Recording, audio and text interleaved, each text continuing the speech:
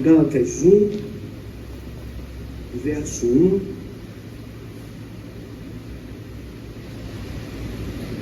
O texto diz assim: Paulo, apóstolo, não da parte de homens, nem por meio de homem algum, mas por intermédio de Jesus Cristo e de Deus o Pai, que o ressuscitou dentre os mortos, e todos os irmãos que estão comigo, as igrejas da Galácia, graça e paz a vocês, da parte de Deus, o nosso Pai, do Senhor Jesus Cristo, que se entregou pelos nossos pecados, a fim de nos resgatar desta era má, segundo a vontade do nosso Deus e Pai. A quem seja glória pelos séculos dos séculos. Amém. Admiro-me de que vocês estejam abandonando tão rapidamente aquele que os chamou pela graça de Cristo para seguirem outro evangelho, que na realidade não é o evangelho. O que ocorre é que algumas pessoas os estão perturbando, querendo perverter o evangelho de Cristo. Contudo, ainda que nós ou um anjo dos céus anuncie um evangelho contrário ao que anunciamos a vocês, que seja amaldiçoado. Como já dissemos, agora repito, se alguém anuncia a vocês um evangelho contrário àquele que já receberam, que seja amaldiçoado. Acaso busco eu agora a aprovação dos homens ou a de Deus? Ou procuro agradar a homens? Se eu ainda procurasse agradar a homens, não seria servo de Cristo. Amém. Senhor Deus, nós te agradecemos pela tua palavra, aberta e exposta aqui diante de nós. Nós te pedimos, Senhor, fala conosco nessa manhã. Que o mesmo Espírito que inspirou a Escritura possa iluminar o nosso entendimento e aplicar a Escritura aos nossos corações. Essa é a nossa oração. No teu nome, Jesus. Amém e amém. Os irmãos podem se sentar.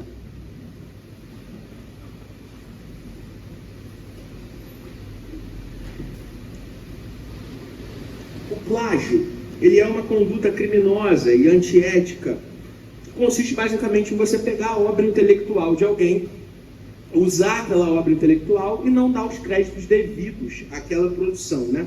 Quando a gente pensa em plágio, a gente provavelmente vai ter ideias que vão surgir aí na nossa cabeça, produções culturais marcadas por essa controvérsia, né? Lógico, quando alguém vai plagiar alguma coisa, muito provavelmente, a pessoa tenta ser minimamente esperta, né? Então ela dá uma mudada ali, ela troca uma coisinha ou outra para que fique difícil, uma acusação aberta, explícita de plágio. Que deu uma mudada aqui e acolá. Nenhum lugar é tão fácil de achar plágio quanto nas editoras de super-heróis. A gente tem a Marvel e a DC se degladiando aí por quase 80 anos, por mais de 80 anos, na verdade, com personagens que são inspirações uns dos outros. Plágios escancarados, mas que tem uma mudança aqui e acolá. A gente tem uma série de casos clássicos disso, né? Então a gente tem, por exemplo, a Liga da Justiça da DC, que foi replicada pela Marvel como Esquadrão Supremo. A gente tem lá dentro personagens que replicam Superman, Mulher Maravilha, Batman, cópias escancaradas. A gente tem o Darkseid e o Thanos, dois vilões muito parecidos, cujos autores já disseram abertamente que se inspiraram um no outro. A gente tem aqui o caso que para mim é um dos mais absurdos de todos, que é o do Deadpool, e do que no Brasil foi traduzido como Exterminador, mas que em inglês é Deathstroke. Os dois parecem parecidos não só no nome, mas os personagens, o alter ego deles, fora da roupa de super-herói, um se chama Slade Wilson, enquanto o outro é o Wade Wilson. É ridículo. Os caras botaram até o mesmo sobrenome. Os personagens são basicamente os mesmos. A gente tem a Tropa dos Lanternas Verdes e a Tropa Nova. Gente, uma série de coisas. O Aquaman, o Namor, vários personagens que são cópias escancaradas. O curioso é que alguns casos de cópia dão mais certo do que os originais até. É o caso do Deadpool, por exemplo. Ele é a cópia, o Exterminador é o original. Mas ninguém lembra muito do Exterminador, mas o Deadpool tá aí, todo mundo gosta deles. O Aquaman e o Namor é a mesma coisa. Talvez agora o Namor ganhe um pouquinho mais de destaque porque tá aparecendo em filme. Mas todo mundo conhece o Aquaman. Namor, ninguém sabe muito bem quem é. A verdade é que isso acontece porque algumas vezes as pessoas copiam e melhoram aquela obra original. Tem um tipo de upgrade ali na criatividade de quem escreveu a nova versão adaptada, né? E eu comecei falando sobre isso, sobre plágio, sobre cópia, sobre isso tudo, porque é um pouquinho sobre o que a gente vai conversar nessa manhã. Será que quando a gente transporta essa ideia para o Evangelho, será que a gente consegue fazer cópias aí que de alguma maneira possam perdurar mais do que o próprio Evangelho? Será que a gente consegue melhorar aquilo que nos é revelado pela Escritura? A gente vai responder essa pergunta conforme a gente avança hoje aqui na exposição desse texto. Paulo escreve essa epístola aos Gálatas para resolver um problema. O problema é o seguinte: começa a surgir no meio dos Gálatas uma quantidade de irmãos, ali um grupo de irmãos que vão ser conhecidos no primeiro século como judaizantes. O que são os judaizantes?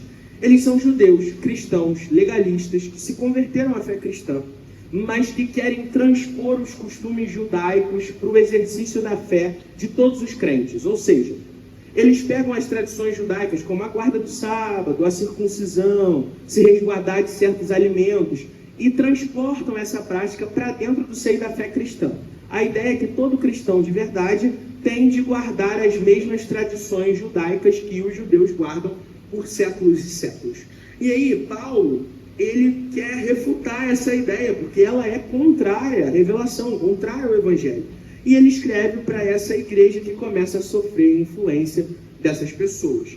E quem são os Gálatas, né? Os Gálatas, eles são um povo, não só uma única igreja, mas um conglomerado de igrejas de uma região, da província da Galácia. A província da Galácia, ela ficava onde hoje é o centro da Turquia. Inclusive, ela compartilha, né, a capital. Hoje a capital da Turquia era a capital da província da Galácia no tempo de Paulo.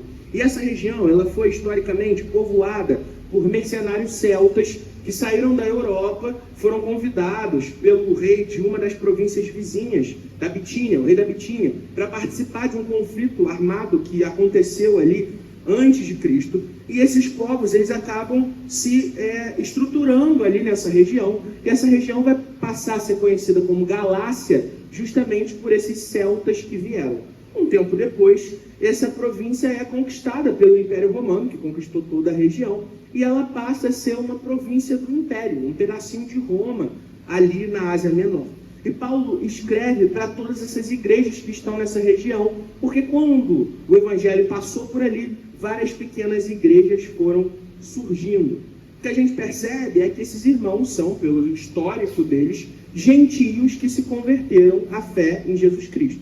Então eles não eram judeus, eles eram antes disso pagãos, que foram alcançados pela pregação do Evangelho e agora tem uma igreja reunida ali naquela região.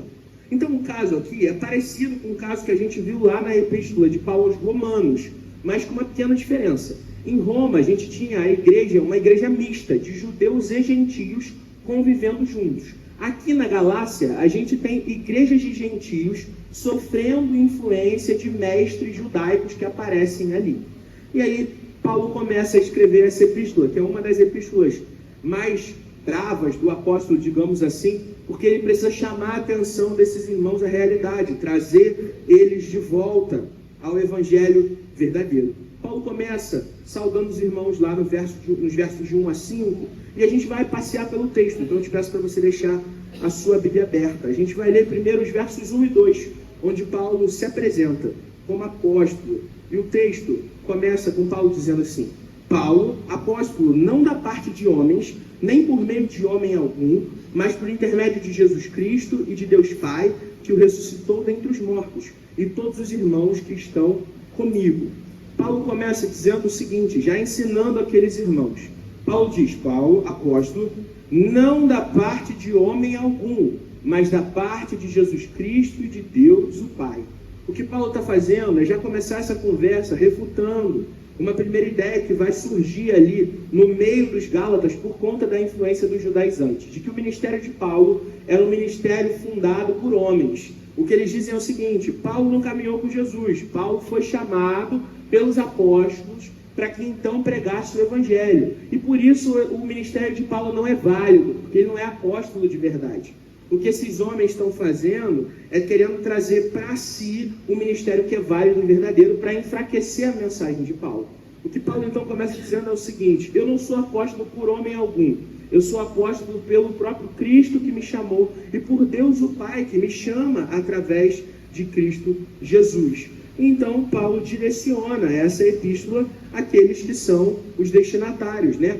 A partir da parte B do versículo 2, as igrejas da Galácia, graça e paz a vocês da parte de Deus, nosso Pai, e do Senhor Jesus Cristo, que se entregou pelos nossos pecados, a fim de nos resgatar desta era má, segundo a vontade do nosso Deus e Pai, a quem seja glória pelos séculos dos séculos. Amém. Paulo primeiro faz votos de graça e paz, dádivas que estão sempre juntas e que acompanham o povo de Deus porque são ofertadas pelo próprio Deus. Primeiro a graça da reconexão, depois a paz com Deus e uns com os outros. Então, no verso 4, Paulo faz uma mini exposição do Evangelho. Ele fala do Evangelho do Cristo que se entregou por nós para nos livrar dessa era má. O que ele está querendo lembrar aos Gálatas é que a salvação vem unicamente pelo exercício da fé no Deus que entregou o próprio Filho como sacrifício pelos pecados daqueles que estavam longe dele. Então ele encerra esse bloco de saudação no verso 5, louvando a Deus, fazendo um louvor ao Deus a quem a honra, a glória e o louvor são direcionados e devem ser direcionados. E aí, a partir do verso 6, Paulo começa a carta propriamente dita. E é importante para que a gente entenda o que está acontecendo aqui, como que era a estrutura tradicional das cartas no tempo de Paulo, no primeiro século. Como que as cartas aconteciam? Primeiro a gente tinha o espaço da saudação, como Paulo fez. Então a sessão posterior à saudação era uma sessão dedicada ao desejo de bênçãos e a gratidão pela vida do destinatário. Ou seja, quem estava escrevendo rogava originalmente bênção aos deuses, para que os deuses abençoassem aquele que receberia a carta, e então o saudava desejando saúde, cuidado, e agradecia pela vida daquela pessoa. Quando Paulo escreve as suas epístolas, ele usa essa estrutura. Ele começa sempre agradecendo a Deus pelo cuidado que Deus tem por aquelas pessoas, saudando aqueles irmãos com votos de bênção, de saúde, de cuidado, e pedindo para que Deus os abençoe e sustente. Mas aqui, na Epístola aos Gálatas, isso não acontece. Paulo abre mão da estrutura em prol da mensagem que ele precisa dizer. Paulo vai direto ao ponto. E eu quero te convidar a ler comigo lá os versos 6 e 7, quando o apóstolo diz assim: admiro-me de que vocês estejam abandonando tão rapidamente aquele que os chamou pela graça de Cristo, para seguirem outro evangelho, que na realidade não é o evangelho. O que ocorre é que algumas pessoas os estão perturbando, querendo perverter o evangelho de Cristo. Paulo, ele está espantado com o desvio dos Gálatas, do desvio ao chamado que eles receberam. Paulo diz: Deus o chamou, e para ele é surpreendente que com tamanha prontidão os irmãos daquelas igrejas tenham se desviado para um outro evangelho, que, como Paulo diz, não é evangelho coisa alguma. O verso 7 é o que leva ao título do nosso sermão, né? Evangelho versus evangelho. Paulo está preocupado com como aqueles irmãos compraram a ideia de uma outra mensagem, uma outra boa notícia da parte de Deus, um outro evangelho que na verdade carece daquilo que é mais essencial, a verdade. Qualquer outro evangelho, então, vai ser sempre deturpação, porque só existe uma mensagem de salvação, só existe uma boa nova, e o que os judaizantes estão fazendo é manipular o evangelho para ofertar uma outra coisa, que parece evangelho, mas não é. Esses judaizantes são, no fim das contas, mestres perturbadores. É isso que Paulo está dizendo, né? Gente que está no meio de vocês, os querendo perturbar na intenção de perverter o evangelho. O que acontece é que o evangelho ele não admite cópias, não tem espaço para adaptações da palavra revelada de Deus. Por quê? Porque o evangelho ele é teoprocedente. O que isso significa? Ele vem do próprio Deus. É Deus quem revela a mensagem de salvação. O evangelho não é uma elaboração humana, ele não é uma construção intelectual de homens que se sentaram para montar um tipo de filosofia ou estilo de vida. Não. O evangelho é a mensagem de salvação que provém do próprio Deus. É Deus se revelando e se manifestando em favor dos homens. E por isso não há espaço nem para cópias, nem para adaptações. É tão sério essa questão para Paulo, que nos versos 18 e 9, ele então irrompe em maldição contra aqueles que manipulam o evangelho de alguma maneira. O texto diz assim: contudo, ainda que nós, ou um anjo dos céus, anuncie um evangelho contrário ao que anunciamos a vocês, que seja amaldiçoado. Como já dissemos, agora repito, se alguém anuncia a vocês um evangelho contrário àquele que já receberam, que seja amaldiçoado. Paulo primeiro constrói uma hipótese no verso 8. Ele diz assim: mesmo se nós, que já pregamos anteriormente, agora entregarmos para vocês um evangelho diferente daquele pregado, ou ainda, se um anjo dos céus descer para ensiná-los um evangelho diferente daqueles que vocês já ouviram, então seja amaldiçoado. Paulo cria aqui uma situação exagerada. Primeiro exagerada porque ele está defendendo o evangelho que ele expôs. Então, dificilmente ele seria aquele a pregar na contramão do que já havia pregado antes. Mas Paulo exagera ainda mais, dizendo, mesmo que um anjo, um mensageiro, que na teoria vem da parte de Deus, pregue uma mensagem diferente, então, maldição para esses. Maldição para esses. E aí, no verso 9, ele apresenta a realidade, como se dissesse assim: se nós que já pregamos fielmente, se o anjo que é servo fiel de Deus, se pregarem diferente, são passíveis de maldição, quanto mais aqueles que têm pervertido o evangelho. Portanto, os mestres perturbadores no meio de vocês, que sejam amaldiçoados. Paulo não trabalha meias palavras, ele não constrói um discurso mais ou menos bonitinho. Paulo não está preocupado com como essa mensagem vai ser recebida, se as pessoas vão achar ele um cara bacana ou não, agressivo ou não. Paulo está defendendo o evangelho.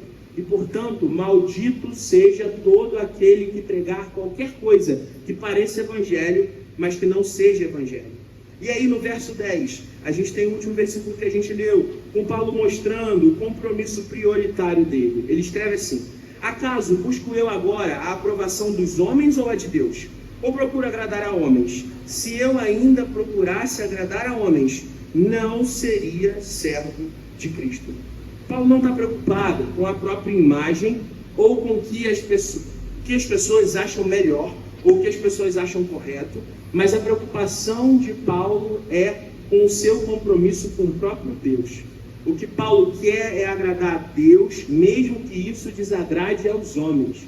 E isso que Paulo está fazendo aqui é também rebater críticas, porque o que aqueles judaizantes, legalistas, chegam lá dizendo é que Paulo está entregando o evangelho água com açúcar, porque ele quer agradar os ouvintes. E a gente sabe muito bem que não é isso que o apóstolo Paulo faz, porque quando ele precisa ser rígido, ele é rígido. A pregação de Paulo é comprometida com a verdade que vem do próprio Deus, e não com a vontade humana. Curioso é que os acusadores de Paulo é quem estão, na verdade, manipulando o evangelho de acordo com a sua própria vontade.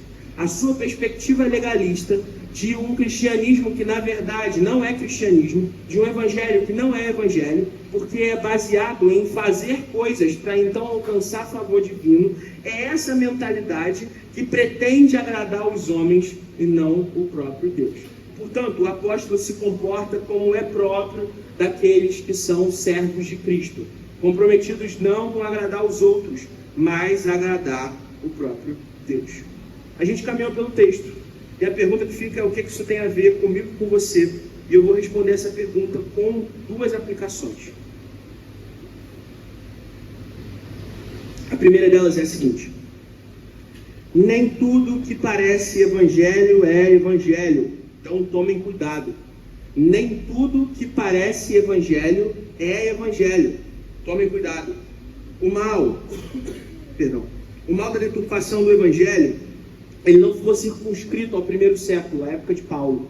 Na verdade, a gente olha para o nosso tempo e a gente percebe que ele continua espreitando a igreja de Cristo. A gente continua tendo mestres perturbadores no meio do povo de Deus, que pegam a palavra da verdade, a manipulam na direção das suas próprias vontades e então as expõem como se fosse o evangelho verdadeiro.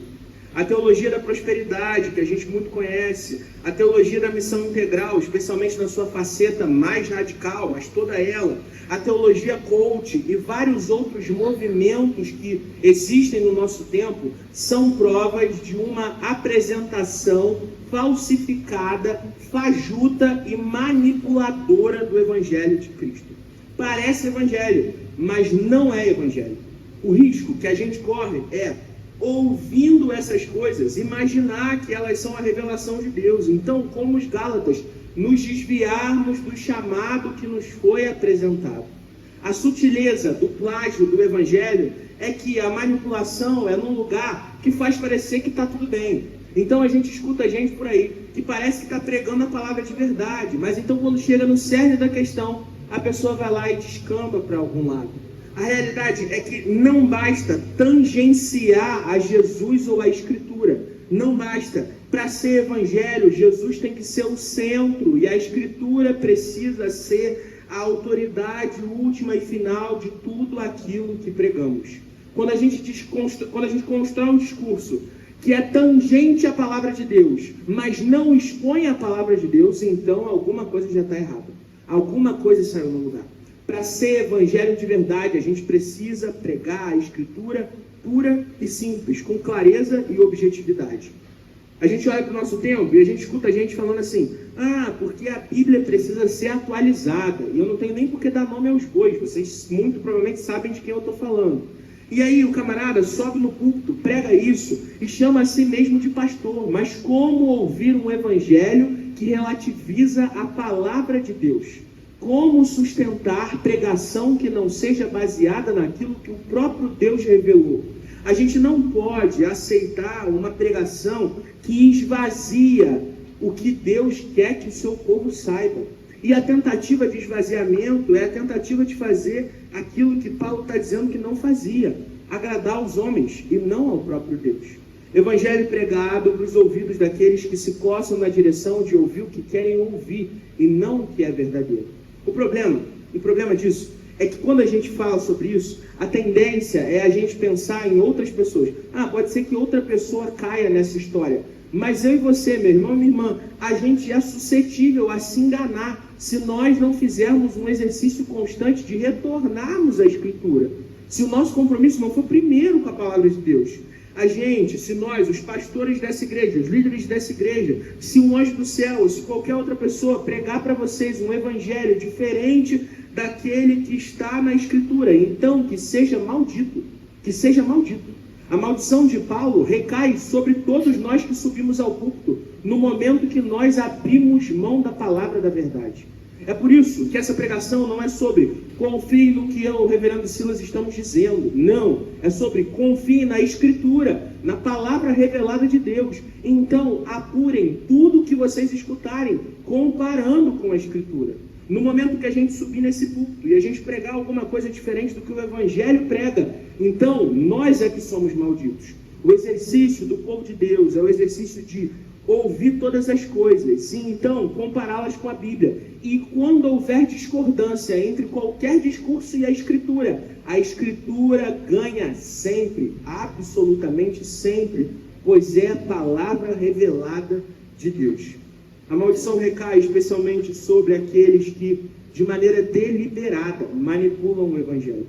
É por isso que quando a gente olha para pessoas, para figuras que são proeminentes no nosso tempo e que, de alguma maneira, fazem mercado com o Evangelho, se vendem na pregação de palavras que parecem Evangelho, mas não são. O que a gente deve sentir no coração é um desejo justo de que o Senhor os puna de acordo com o seu pecado. E que grande pecado!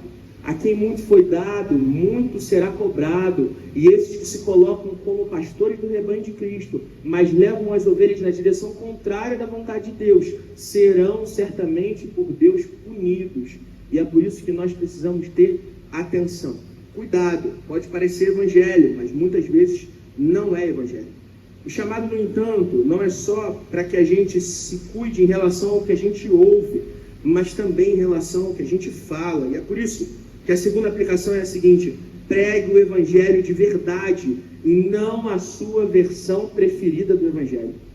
Pregue o Evangelho de verdade e não a sua versão preferida do Evangelho. A gente tem que ter cuidado, porque quando a gente expõe a palavra, muitas vezes a gente a reveste de coisas que não são a palavra de Deus, que são convicções pessoais, que são ideias particulares, mas que não são a pregação verdadeira. E aí nós estamos sendo responsabilizados pelo aquilo que pregamos. Eu quero falar especialmente de duas realidades, duas questões que fazem isso aparecer de maneira mais clara. A primeira delas É o legalismo e o liberalismo, né? Esses dois lados de uma mesma moeda, esses extremos na hora de expressar o evangelho da verdade. São tendências de corações humanos que são inaptos em manter o equilíbrio, então querem tender sempre para alguma ponta. Paulo, na Epístola aos Gálatas, ele está criticando deliberadamente o legalismo.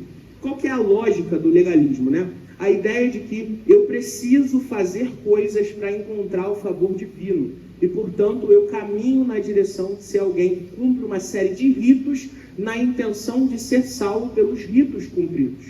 E aí, ele vai ganhar uma série de roupagens, né? Esse legalismo pode ser uma pregação de um esforço de obras para a salvação, mas ele também pode ser mais sutil, do tipo, se você não está na igreja todo domingo, então você vai para o inferno. E aí, a gente sabe que as coisas não são nesses termos. Sabe por quê? Porque, eventualmente, acontece alguma coisa que nos impede de participar. Se a gente tem uma prática, uma vida constante de não congregar, isso é um problema. Isso aí é pecado. A Escritura fala sobre isso. Mas se numa eventualidade a gente não participa de um culto dominical, isso não nos torna crentes de segunda categoria. Simplesmente porque a nossa salvação não está conectada diretamente com o culto. A gente não precisa fazer coisas na igreja para encontrar a salvação. A gente não precisa usar um tipo de vestimenta específica para encontrar salvação, embora a gente não possa usar qualquer vestimenta. A gente não precisa ter um vocabulário específico para encontrar salvação, embora a gente não possa dizer qualquer coisa. A realidade do legalismo é que ele é sutil. Ele pega coisas que são verdadeiras, do tipo, nós temos uma série de coisas a fazer como povo de Deus, boas obras que Deus preparou para que nós praticássemos. Então eu pego isso e o extremo, de maneira que se você não fizer, você não encontra a salvação. Mas Paulo, embora na Epístola aos Gálatas não fale diretamente sobre isso, Paulo vai gastar outras de suas epístolas criticando também o liberalismo, que é o outro extremo da história. Uma ideia de um evangelho de uma graça barata, onde eu vivo a vida do jeito que eu quiser. Porque afinal de contas, Deus me ama, me salvou, então um abraço. Eu posso seguir fazendo o que eu bem entendo. Abraço os pecados, vivo fazendo condutas que são claramente contrárias à palavra de Deus, faço o que eu bem entendo, vivo a vida como o rei do meu próprio umbigo, e tudo bem, porque Deus me ama mesmo. E obviamente, essa é uma deturpação da palavra da verdade. O compromisso dos crentes é uma vida transformada pela palavra de Deus.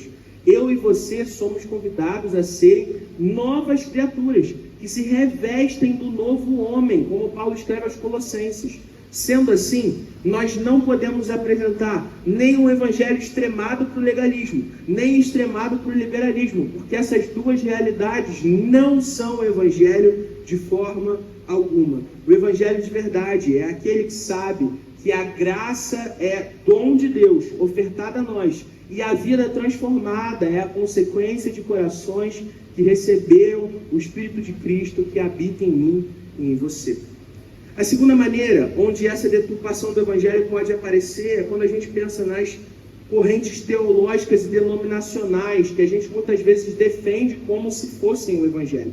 A gente, como Igreja Presbiteriana do Brasil, a gente tem posições teológicas que nós acreditamos que são biblicamente alinhadas. É por isso que eu e Silas, como pastores presbiterianos, subscrevemos a nossa confissão de fé, por exemplo. Porque examinando a confissão de fé e examinando a Escritura, a gente entendeu que existe ali um alinhamento com a palavra de Deus. No entanto, essas convicções teológicas não são aquilo que a gente prega. Esse púlpito não é um púlpito da confissão de fé de Westminster, nem do catecismo maior e menor. Esse púlpito é um púlpito da palavra de Deus. O que a gente prega aqui é a Escritura. E nossas convicções teológicas não podem ser confundidas com a Escritura. Quando a gente prega o Evangelho, nosso interesse não é formar e trazer gente para o nosso clube teológico preferido. A gente não está querendo trazer adeptos para a Igreja Presbiteriana do Brasil. Quando a gente prega o Evangelho, nosso objetivo deve ser que as pessoas encontrem a boa nova de salvação em Cristo Jesus e sejam transportadas do reino das trevas para o reino do Filho de Deus. Quando a gente veste a nossa pregação parecendo que é Evangelho, mas na verdade é pura teologia, construção humana, ainda que acertada, é um problema. O que a gente precisa fazer, em suma, então, é se comprometer com o Evangelho puro e simples, como revelado na Escritura. Ser gente que não se apega a nada mais, nem nada menos do que o Evangelho, mas que se agarra na palavra da verdade, e escuta a palavra da verdade, e professa a palavra da verdade. O compromisso que eu e você somos convidados a ter, então, é a reforçar o nosso contato com a Escritura, o nosso tempo devocional, o nosso tempo de estudo, para que Deus nos preserve em Sua palavra e somente nela. A gente está caminhando para o final, para a conclusão. Eu queria dizer o seguinte: apesar da controvérsia ética, que a gente tem em relação aos plágios, muitas vezes as cópias prosperam, e prosperam mais do que os originais. A criatividade humana, ela às vezes vai favorecer o autor que escreveu aquela obra primeiro, e às vezes ela favorece o autor que a adaptou depois. É verdade. Embora isso seja verdade no universo dos heróis, sei lá, da música, dos filmes, ou do que mais você puder imaginar aí, isso não é verdade no que diz respeito ao Evangelho, por um fator muito simples. As manipulações do Evangelho, os falsos evangelhos, que parecem evangelho, mas não são, eles carecem daquilo que é mais fundamental. Eles não vêm do próprio Deus. Eles são construções intelectuais humanas, que por mais que prosperem por um tempo, são fogo de palha em comparação ao poder eterno do Evangelho de Jesus Cristo. A palavra da verdade, ela vence a todas as suas cópias, porque ela é a única com poder para salvar os pecadores. Isso porque ela tem origem no próprio Deus. Deus é a fonte do Evangelho. Ele é aquele que revela a sua vontade. É Ele quem tem poder para salvar pecadores. Por isso, nenhuma construção humana jamais poderá superar a maravilha do Evangelho de Cristo Jesus.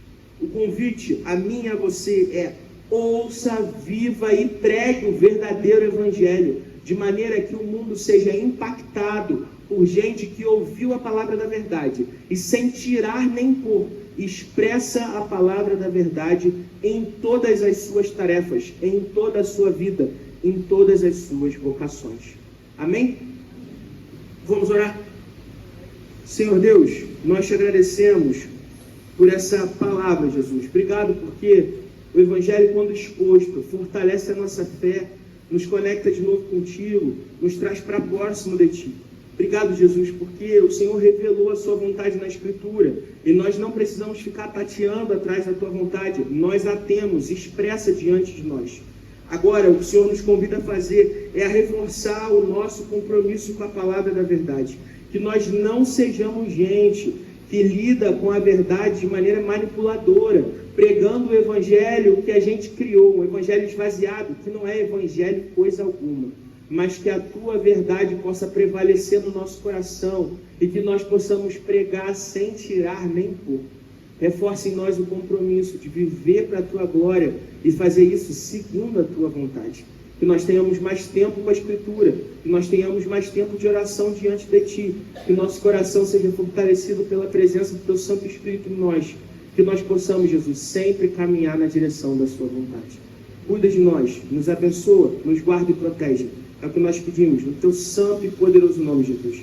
Amém e amém.